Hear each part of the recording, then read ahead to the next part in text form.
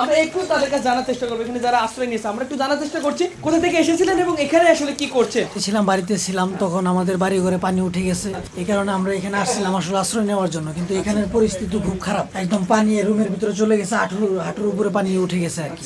আমাদের বাড়ি ঘরের অবস্থা খুবই খারাপ, আমাদের ক্ষেত খামার সব তলিয়ে গেছে, একদম গরু ছাগল হাঁস মুরগি সব শেষ আমাদের। মানে কি বলবো, ঠিক আছে আসলে বলার মতো আর কোনো কথা নেই আমাদের। কি অবস্থা আছেন একটু বলবেন আমাদের। আছি আসলে খুবই করুণ অবস্থায় আছি আমাদের। আপনারা দেখছেন যে বাথরুম তলায় গেছে, তারপরে খাবার পানির সংকট। মানে এখানে মানে আমরা খুবই একটা মানে এরকম পরিস্থিতির আর আগে কখনো শিকার হইনি আমরা। তো আমরা কর্তৃপক্ষের দৃষ্টি আকর্ষণ করছি আমাদেরকে যেন সেইভাবে দেখা হয়। আমরা খুব পানিবন্দী অবস্থায় জীবনযাপন করতেছি, আমাদের ওয়াশরুম নাই, খাবার নাই, মানে খাবার পানিটুকুও নাই। দর্শক অনেকে বলছে এক যুগ পর্যন্ত এমন ভয়াবহ বন্যা তারা সম্মুখীন হয়নি, এমনটাই কিন্তু বলছে। এবং আমরা যদি একটু ভিতরে যাই দর্শকের ভিতরে, যেহেতু বিদ্যুৎ নাই সেই কারণে আসলে আপনাদেরকে দেখাতে পারবো না কিভাবে তারা এখানে বসবাস করছে, আসলে সেটা বলতে আর বাকি থাকে না। কতটা আসলে কষ্ট আপনারা দেখলে অবাক হবেন যে বেঞ্চগুলো আছে সেই বেঞ্চগুলো খুব সুন্দরভাবে সাজিয়ে তারা এখানে থাকছে। কতটা আসলে কষ্টে জীবনযাপন এটা বলতে আর বাকি থাকে না। এবং রান্না বান্না যে তারা কিভাবে করছে বা কিভাবে খাচ্ছে এটাও কিন্তু আসলে আগেই বোঝা যায় যে তাদের আসলে চলতে কতটা সমস্যা হচ্ছে।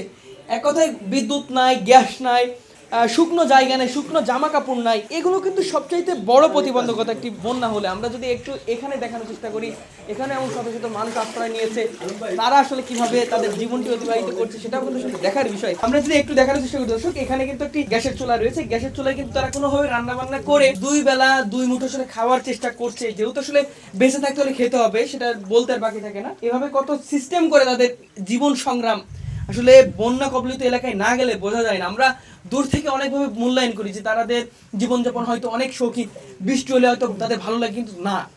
আপনারা একটু লক্ষ্য করেন যে কিভাবে স্কুলগুলোতে আশ্রয় নিয়েছে। আমরা একটু জানার চেষ্টা করি কোথা থেকে আসছিলেন, এই আশ্রয় কেন্দ্র আসলে কিভাবে বুঝলেন যে এখানে আশ্রয় রয়েছে এবং এখানে এসে কি আসলে স্বাচ্ছন্দ্য বোধ করছেন কি বাড়ি বাসার থেকে আর কি।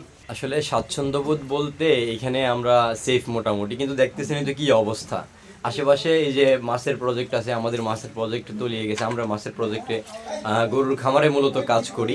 তো সেই জায়গা থেকে আমাদেরকে এখানে রাখা হয়েছিল।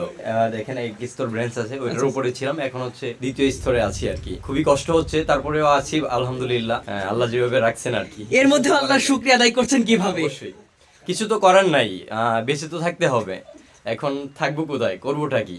যে পজিশনে আছি আলহামদুলিল্লাহ, আল্লাহ যেভাবে রাখছেন ভালো আছি কষ্টে, কিন্তু কিছু করার নাই, আল্লাহ শুকরিয়া আদায় করা ছাড়া। আসলে খাবার এবং বিশুদ্ধ পানি পাচ্ছেন? বিশুদ্ধ পানি নাই, টিউবওয়েল তলায় গেছে, তারপরে ওয়াশরুম টয়লেটে যাওয়ার মতো কোনো ব্যবস্থা নাই। মানে আমরা খুব, এরপরে খাবার তো এমনি কম, মানে এখন আরো টয়লেটেরও ব্যবস্থা নাই, কোনো ইয়ে নাই। দর্শক বন্যা হলে সাধারণ মানুষের কি অবস্থা হয়, যারা বড় বড় অট্টালিকায় থাকে, 4তলা 5তলা বাড়িতে থাকে, তাদের আসলে মনে হয় না বন্যা আসলে তাদের কোনো যায় আসে। কিন্তু এই মানুষগুলো কতটা কষ্ট থাকে সেটা বলতে আর বাকি থাকে। আমরা একটু জানার চেষ্টা করি কি অবস্থা আছেন, আসলে এভাবে কি চলছে। আসলে না বলার নয়, দেখেন চলার বিষয়টা যদি বলতে যাই তাহলে কিন্তু খুব খুব কষ্টকর বিষয় এটা। আমরা যখন প্রথম আশ্রয় ছিলাম, আমরা এই যেখানে এখানে এক ভাই বলছেন যে আমরা মাছের খামারে থাকি বা গরু খামারে থাকি, এখানে থাকার সত্ত্বেও যে ভাইয়ের সাথে কথা বললেন উনি মূলত বাসা এখানে, কিন্তু পানির বৃষ্টির কারণে সমস্ত তার বাসার যা যাবতীয় জিনিস ছিল সবগুলো ভেসে গেছে। ভেসে যাওয়ার পরে আমরা ওই মাছের খামার থেকে এখানে আশ্রয় নিয়েছি। আশ্রয় নেওয়ার পরে প্রথম তো পানি ছিল না, ঠিক আছে। পরবর্তী এমন পর্যায়ে পানি আসছে যে আমরা 2 তলা পর্যন্ত বেরেঞ্চি দিয়ে এখন বর্তমান বাঁচার মতো আর কি, বাঁচার মতো আশ্রয় নিয়েছি।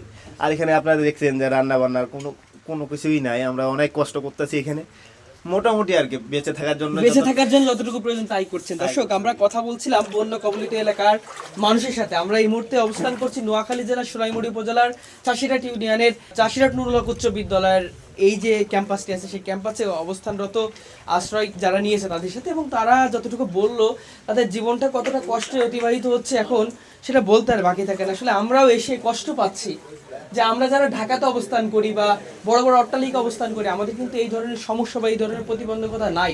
কিন্তু এই মানুষগুলো প্রতিটা সেকেন্ড, প্রতিটা মিনিট, প্রতিটা মুহূর্তই তাদের সংগ্রাম এবং বেঁচে থাকার একটা লড়াই। আমরা ফেনীতে দেখেছিলাম আত্মচিৎকারের প্রতিধ্বনি, সেখানে দেখেছি যে আমাকে একটু বাঁচাও। আমরা দেখেছিলাম বিভিন্ন রকমের সহযোগী সংস্থা, পাশাপাশি সেনাবাহিনীরা যে তাদেরকে আশ্রয় দেওয়ার ব্যবস্থা করেছিল, এবং এখনো পর্যন্ত তারা বড় বড় জায়গায় আটকা পড়েছে, কোনোভাবে আসতে পারছে না। দর্শক, আমরা দূর থেকে দোয়া ছাড়া আর কিছুই করতে পারি না, তবে আমরা উচিত এই বন্যা কবলিত এলাকার মানুষের পাশে এসে তাদেরকে দাঁড়ানো, তাদেরকে একটু স্বস্তি দিতে। দর্শক, চেষ্টা করেছিলাম বন্যা কবলিত এলাকা থেকে সার্বিক বিষয়টি জানানোর জন্য।